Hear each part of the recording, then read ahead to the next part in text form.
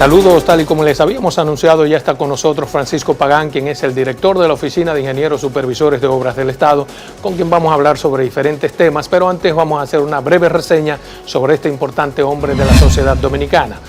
Francisco Pagán Rodríguez nació en Santiago el 4 de abril del año 1947. Es ingeniero, estudió ingeniería en la Universidad Federal de Santa María en Brasil en el año 1974 e ingeniería hidráulica en la Universidad Autónoma de México en el año 1979. Ha sido profesor del Departamento de Ingeniería de la Universidad Católica Madre y Maestra y profesor del Departamento de Ingeniería de la Universidad Autónoma de Santo Domingo. Tiene 2 hijos y actualmente es el director general de la Oficina de Ingenieros Supervisores de Obras del Estado. Bienvenido a su programa Verdades al Aire, señor Francisco Pagán. Muchas gracias por la invitación y aquí estamos a su disposición para aclarar el concepto que usted considere necesario. Muy bien, mire, antes de comenzar en materia, me gustaría saber, ¿usted es del Partido de la Liberación Dominicana o cómo es su llegada a la Oficina de Ingenieros Supervisores? ¿Es por una amistad particular con Danilo Medina? Mire, yo llego al Partido de Liberación Dominicana, yo regresé de Brasil en el año diciembre de 1974.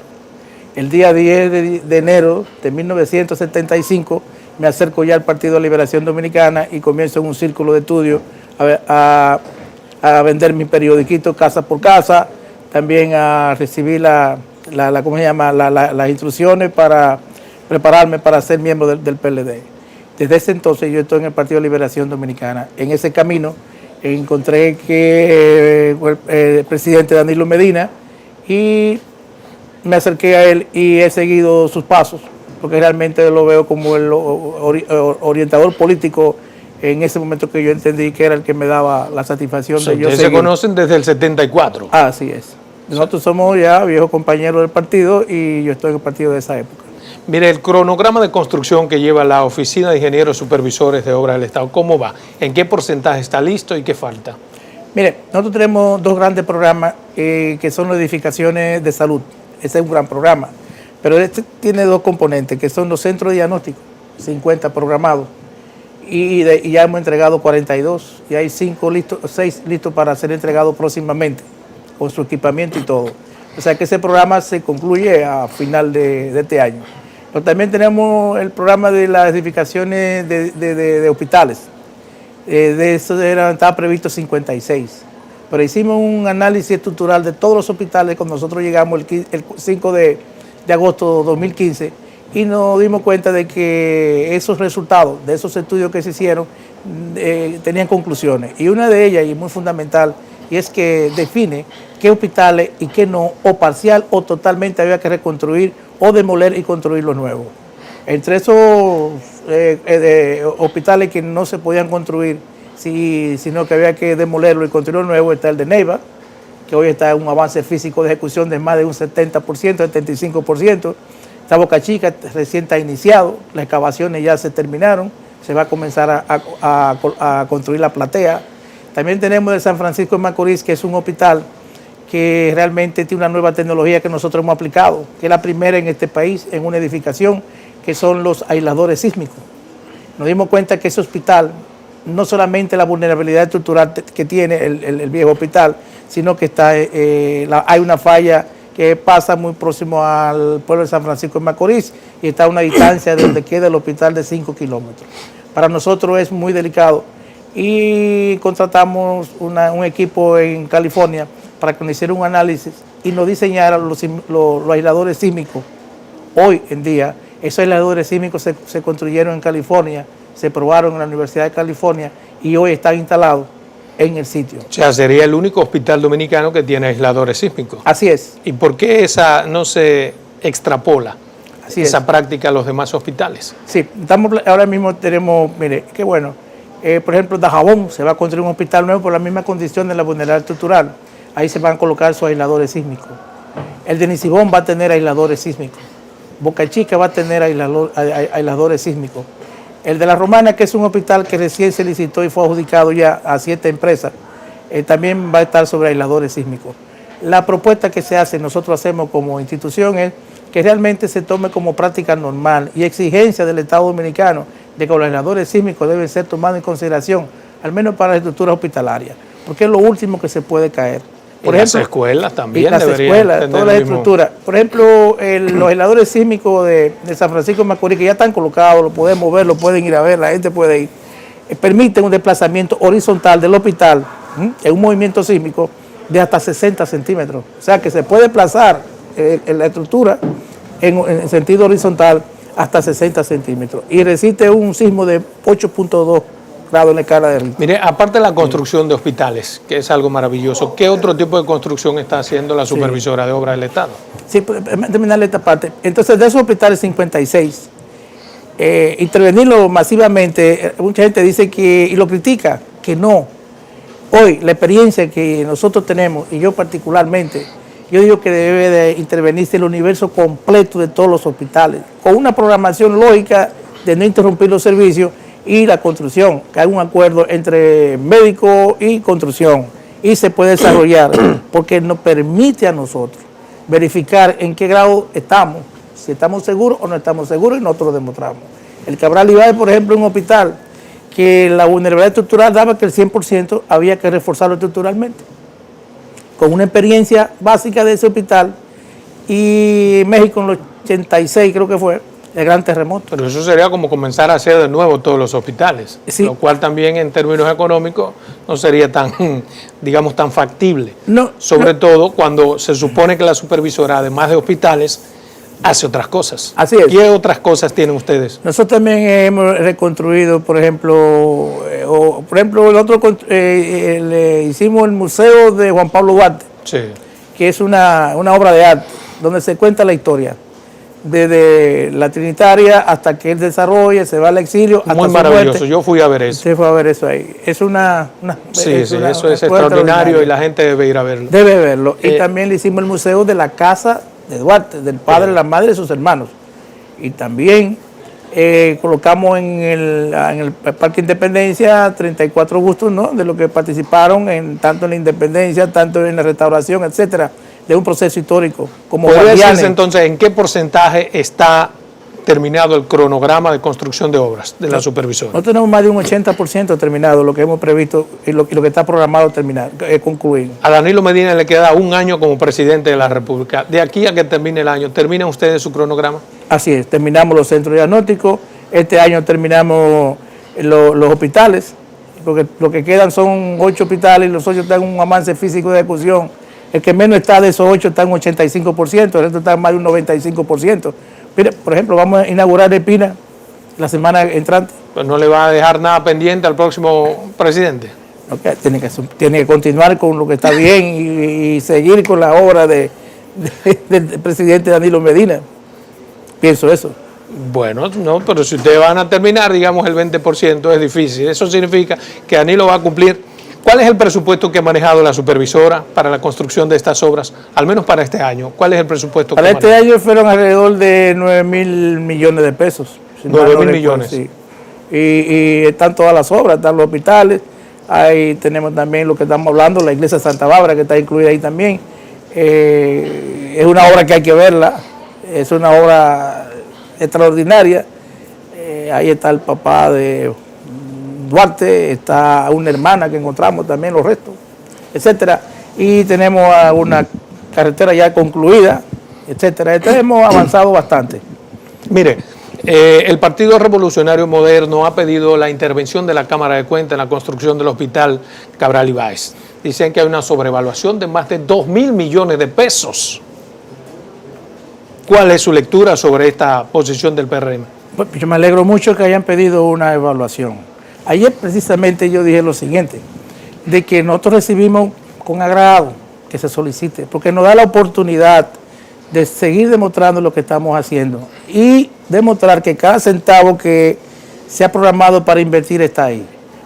Pero hay que hacer una evaluación correcta y es en campo, o sea, en la obra. Vamos allá, usted está proponiendo, ¿verdad? Entonces usted busca el equipo que usted considere técnico, y nosotros con nuestro equipo técnico y yo a la cabeza, y medimos milímetro por milímetro de lo que se ha hecho.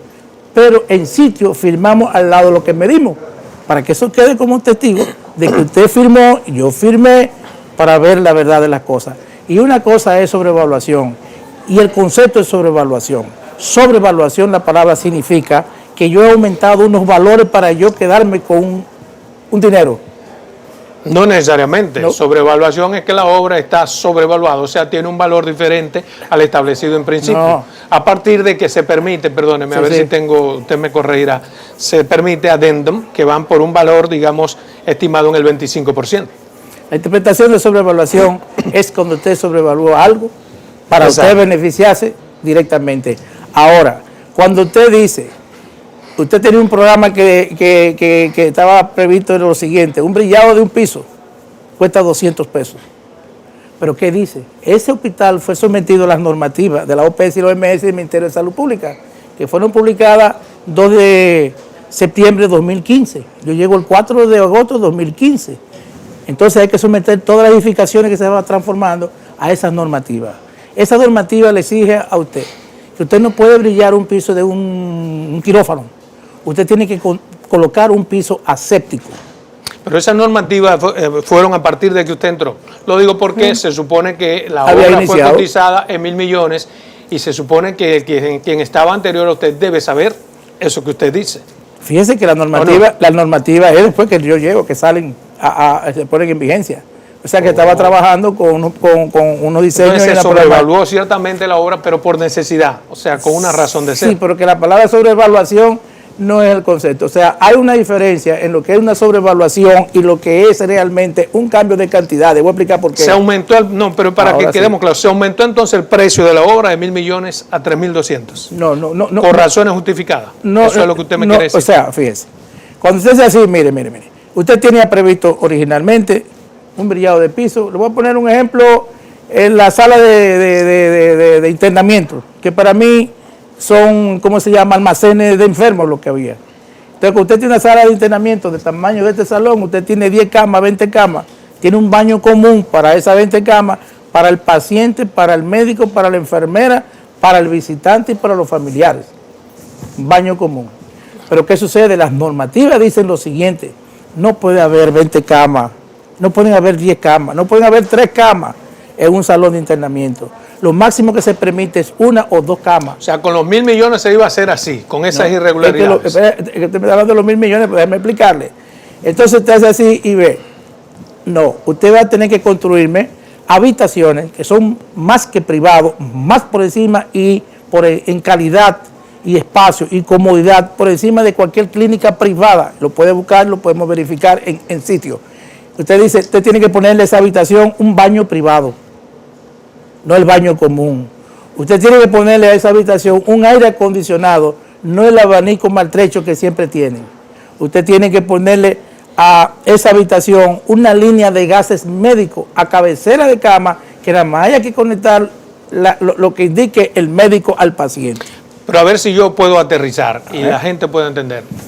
Entonces se justifica, pero sí hubo un aumento de 1.000 millones a 3.000 millones por razones justificadas. No, explíqueme, explícale. Porque necesita entenderme bien antes de usted concluir el fin de la pregunta. Pues mira lo que vamos a hacer. Nos vamos a la primera pausa comercial y en 2 minutos venimos ya con más tranquilidad. Está bien.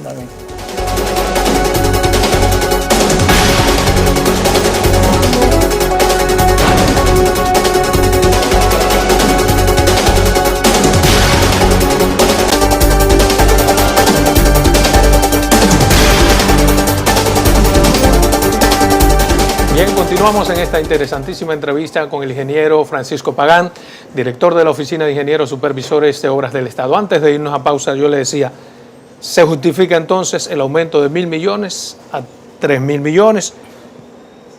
¿Por qué se hizo ese aumento? Así es. La respuesta del por qué es lo interesante de la respuesta.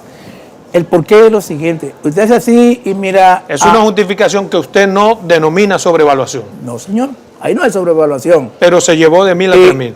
Y le estoy diciendo que o sea, que me alegro mucho de que se haya hecho la pregunta y que se haya cuestionado de que acaso que hay una sobrevaluación y que hay que ver e investigar. Óigame, el hombre más feliz del mundo soy yo, que digo que sí, que se investiga hasta donde se quiera. Y tenemos que ir allá y medir milímetro por milímetro de la obra, firmarlo al lado, los técnicos que se elija del lado que se quiera, que estamos a la disposición, y revisar, virar el hospital, revisar entera la OISOE en mi administración, chequearlo de arriba a abajo, porque cada centavo que sea destinado a esa obra está colocado en ese hospital. Y le voy a decir algo más, ese hospital tenía un grado de vulnerabilidad estructural prácticamente cero. Ese hospital, como le estaba explicando ahorita, se cayeron 5 hospitales en México en el terremoto de 1986. Y la solución estructural de ese hospital de México, los 5 que cayeron, de los 1000 edificaciones que cayeron en el 86, la solución estructural de ese hospital es la misma solución estructural del Cabral Ibáez. Cuando nosotros estamos trabajando, debimos haber entregado, yo había entregado ese hospital hace 1 año y pico, pero yo no lo he entregado. Y no es que yo no he querido entregarlo, es lo siguiente. Ejemplo, el ala oeste. El ala oeste, que es la que está trabajando, está terminando ya. Yo digo, no, vamos a investigar qué hay debajo. Y comenzamos y metimos un equipo, una retroexcavadora, a sacar material y ver cómo estaban las fundaciones. ¿Y qué encontramos? Encontramos que ese lado está sobre encima de una cañada. ¿Y eso justifica un aumento? Momento. Entonces, ¿qué pasa? ¿Qué hicimos? Sacamos el equipo e hicimos las excavaciones a mano, a pico y pala. 5 metros, 4 metros y medio a 5 metros de profundidad. ¿Y qué encontramos abajo? Encontramos una zapata a un nivel aquí, otra zapata aquí, zapatas aisladas, pero también con algunas dificultades estructurales de las zapatas. ¿Y qué tuvimos que hacer? A 5 metros de profundidad, está documentado. Bajamos e hicimos un arriotramiento, e hicimos nuevas fundaciones abajo a 5 metros. Sacamos el lodo que nunca se sacó, que debiera haberlo sacado porque eso era una cañada. Y nosotros nos sentamos a veces y nos ponemos la mano en la cabeza y decimos, ¿cómo fue que este hospital no mató más de 3,000 personas? Pero yo insisto en mi pregunta primaria. Cuando se hizo esa licitación por 1,000 millones, ¿no se suponía que eso había que hacerlo? Lo que pasa es que ese hospital, fíjese que eso se hizo en el 2013, creo que fue. Ya había iniciado el proceso. Lo que pasa es que en ese hospital no podíamos entrar a esa área, en el lado oeste. Estaba ocupada. Entonces no podíamos entrar. Después que nos permiten entrar, que nosotros entramos, yo digo, vamos a terminar la investigación de este tema y ver lo que tengo aquí abajo. Porque no soy uno de esos ingenieros que hace la cosa como por quedar bien con ustedes, con quien sea. No, yo no. Yo hago la cosa como debe de ser y como debe quedar, y debe de quedar bien. Porque cuando yo digo soy responsable de eso, de ese hospital, lo que está pasando ahí, lo digo con un criterio. ¿Y cómo usted justificó entonces, en términos legales, el haber sobrepasado el 25% permitido de las adendas? 25% de 1,000 millones no da 2,000 millones. Pero usted me está dando explicaciones que me parecen lógicas y sensatas del por qué esa construcción costó tanto. Pero en términos legales, ¿cómo usted lo justificó ante el país? No, nosotros los procedimientos normales de lo que hicimos es, pero no es que los 1,000 millones, inclusive ese número no es el número. Yo tengo lo que se llama un 25% que se me permite en la ley, y eso se usó, pero fíjese, eso que está ahí se usó ¿para qué? Para el reforzamiento estructural. En ese hospital no hay un solo espacio, uno no lo hay, que no haya sido reforzado estructuralmente. Finalmente, ¿cuál es el valor real de la obra? ¿La que dice el PRM o cuál tienen ustedes? No, es que nosotros 3.200 millones. Es que nosotros no hemos escondido nada, no, eso es un hospital que no llega a 3,000 millones de pesos. Es un hospital, PRM no dice recuerdo el número, pero da 3.200 2,000 y pico de millones, porque hay realmente una edificación nueva, que no estaba contemplada, que es una edificación donde están las áreas de especialidades, donde están los consultorios, que no tenía consultorios, hoy tiene 55 consultorios, es un edificio nuevo de 2 niveles y un parqueo, y parqueo abajo para los médicos.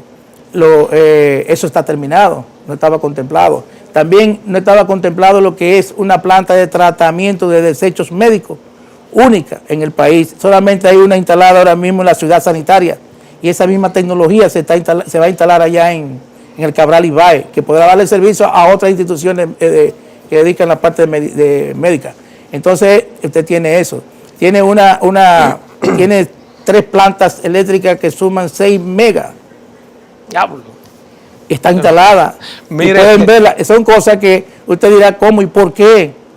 La parte de la energía eléctrica de seguridad.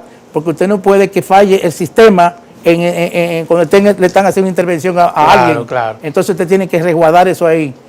Eso es así. Miren, esta semana hubo problemas en el Ceibo. 12 personas heridas porque se fueron a una manifestación huelgaria, entre otras cosas, por la terminación de la construcción del hospital del Ceibo. Así es. ¿Qué ha pasado? ¿Por qué no se ha terminado ese hospital? No, teníamos una diferencia con el contratista. En la cantidad de obra ya se llegó a la conclusión, se hicieron las mediciones como tenía que ser, no, ya estamos de acuerdo, ya se le tramitó un pago, ya el libramiento ya lo recibe o en esta semana o el lunes, martes, más tardar, va a continuar con su trabajo y se va a concluir el proyecto antes de concluir el año. ¿No se le pudo explicar eso a la población del Ceibo y evitar esa manifestación? Yo lo he explicado muchas veces. Pero digo a la gente allá directo, yo estuve en el no Ceibo, se vayan a huelga porque yo estoy en esto. Bueno, yo no participé en esas intervenciones con la huelga, no, pero realmente públicamente lo dije y lo he manifestado, inclusive le expliqué hasta el número de libramiento, lo di todo, o sea, no hay problema. Entonces el contratista va a recibir, creo que son 20 y pico millones, 21 millones de pesos. Ha habido una diferencia y ya no estamos claros. ¿Se está pagando con regularidad a los ingenieros en la supervisora? En su gestión no he escuchado que ninguno se ha matado. No. ¿Qué? No. En mi gestión se le paga a todos los contratistas las ubicaciones regularmente. Cuando llegamos a las ubicaciones de cierre, cuando se termina un proyecto, nos tardamos más. ¿Por qué? Porque hay que hacer una ubicación de arrastre y hay que revisar todo lo que se ha hecho.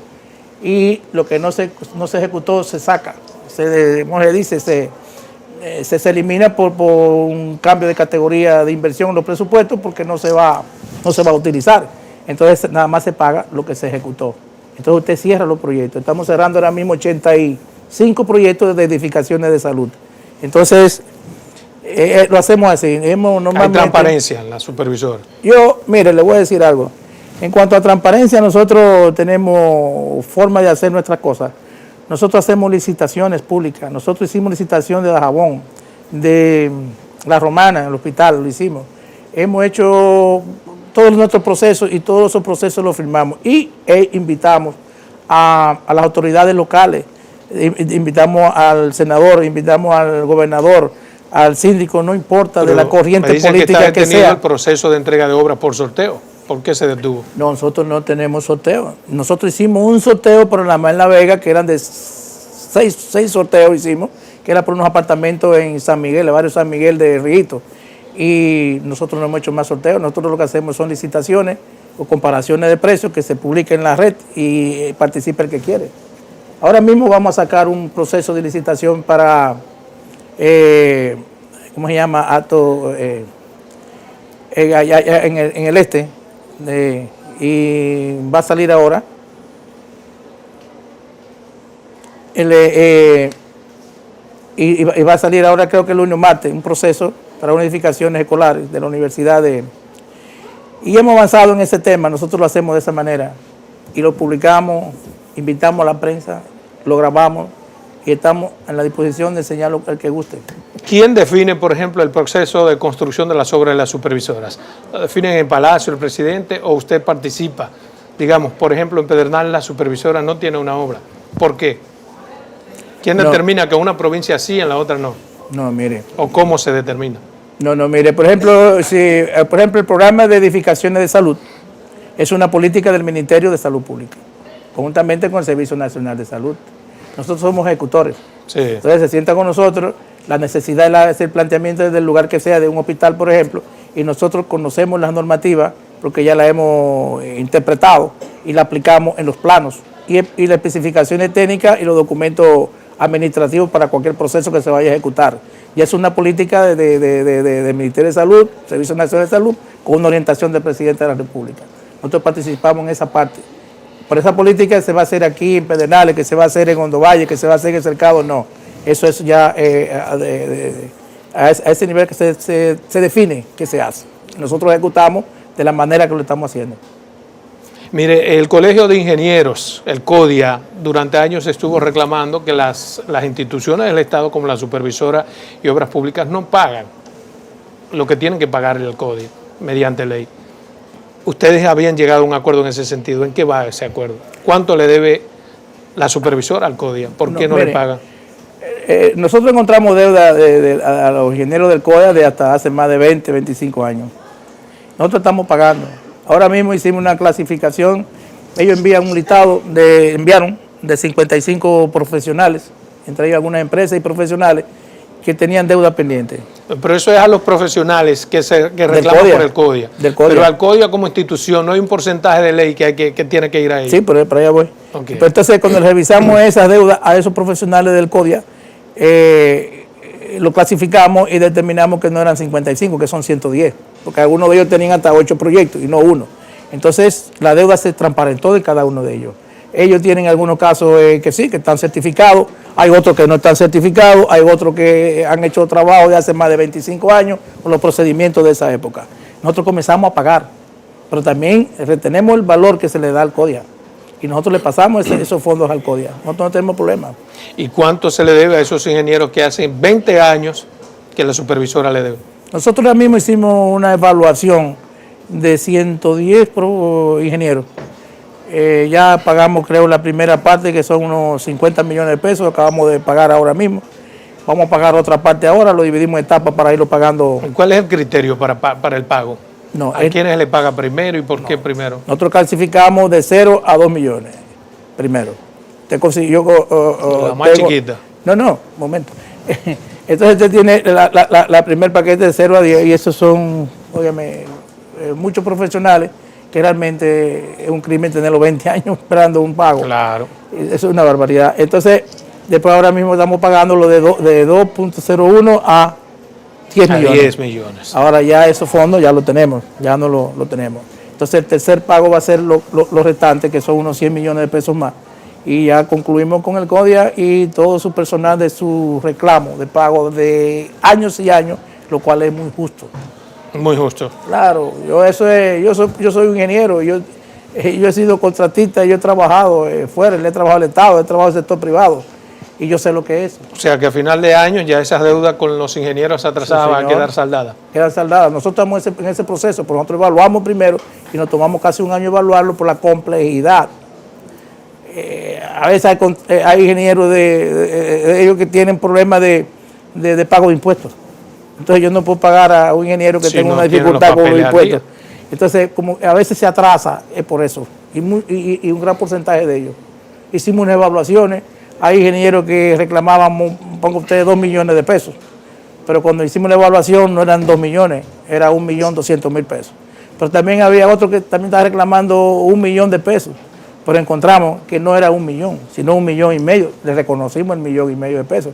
Porque usted tiene que hacer evaluaciones con justicia. Con criterio, ¿no? Y con criterio. Nosotros no le pagamos a la gente por pagarle. Nosotros investigamos, pero no papeles. Nosotros medimos en campo. Vámonos a una segunda pausa comercial. Cuando regresemos, continuamos con esta interesante entrevista.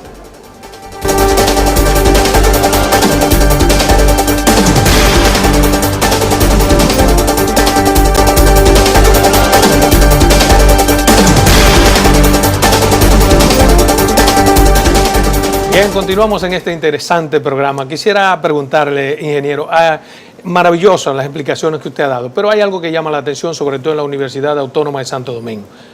El comedor se hizo, pero no se ha terminado. Hay vicios de construcción. La supervisora quedó en terminarlo. ¿Qué pasa?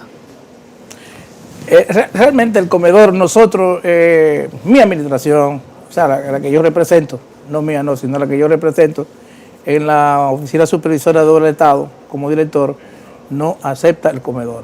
Yo no lo voy a recibir el comedor.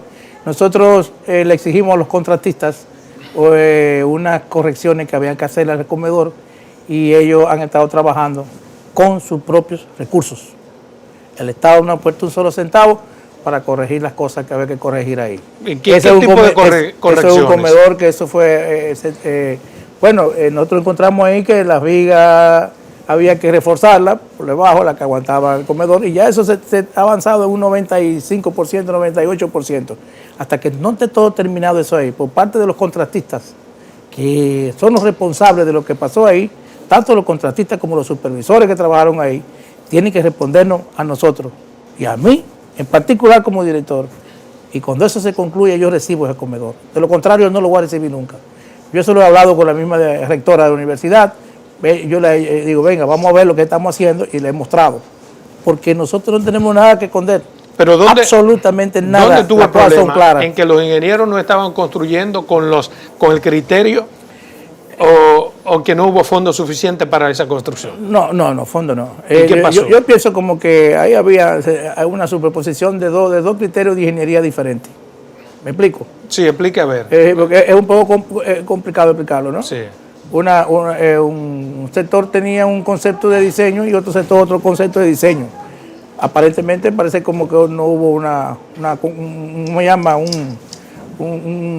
arreglo técnico en los temas y se siguió construyendo. Entonces pasó algo ahí abajo que yo lo veo cuando llego y yo paré todo. Pero ese arreglo técnico implica que pusieron en riesgo la obra. En principio yo no lo iba a permitir, como le dije, no la iba a recibir, no la he recibido todavía hasta que no esté todo correcto. Se está trabajando muy lentamente porque eso hay que hacerlo de manera muy, pero muy lentamente. Ya todas las columnas fueron reforzadas, la que se define como a reforzamiento a esa obra, las vigas también que están abajo, ya no hay peligro, pero hay que concluirlo. Mire, usted es un hombre sumamente certero, bien directo con su respuesta, bien responsable, se nota que asume, pero también es político. Yo quisiera preguntarle quién va a ganar, ¿Gonzalo o Leonel? Fíjese, Gonzalo es mi candidato y Gonzalo va a ganar. ¿Por qué? Primaria. Gonzalo es una persona que ha demostrado que no tiene un techo, no ha parado de crecer desde que arrancó y lo que tiene son 2 o 3 semanas en el medio y ha crecido vertiginosamente. Gonzalo es un profesional que ha manejado obra pública con criterio, con un concepto de seriedad y creativo. Por ejemplo, la seguridad vial, usted la ve que está en todas partes.